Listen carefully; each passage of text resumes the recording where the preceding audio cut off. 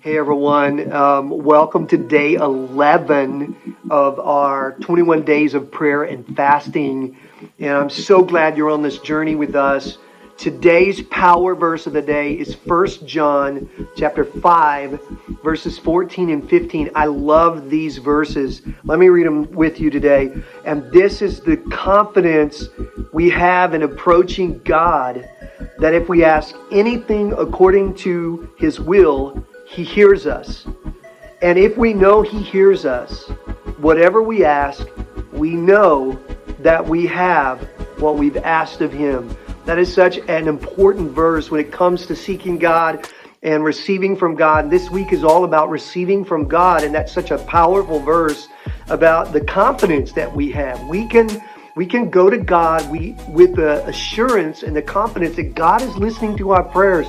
And not only is He hearing them, but in His sovereignty, He's answering them according to His great plan and His purpose for our lives. And so one of the things that I want to encourage you to do is I want you to have big faith this year about asking God for great things in your life and great things in your family and great things in your purpose, in the will of God, the purpose of God for your life. I want you to ask God for the big things. In fact, one of the things that we really tagged on to these verses is, what are the three biggest things you're asking God to do in 2025 that require faith and confidence in God to see them come to pass and be answered as prayers? And so I want you to think about that. Maybe even write them down in my prayer journal.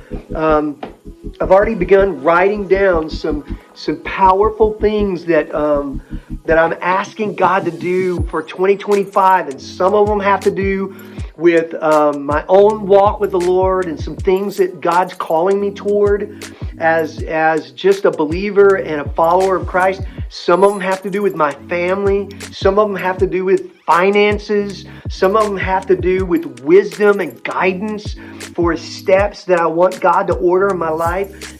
A lot of them have to do with our church, with Elevate Church and the call of God and the purpose of God in our church, that we want to be so empowered to fulfill His mission. And man, I don't know if you caught last Sunday's message, but I'm so pumped up about our word for the year, empowered.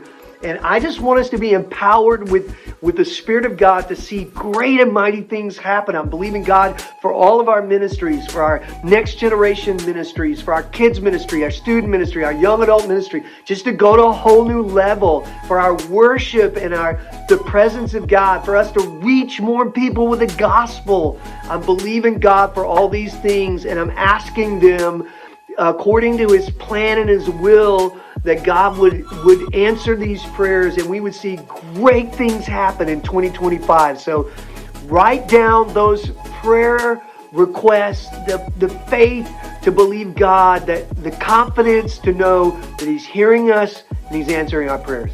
All right? Thanks everybody for being with us today.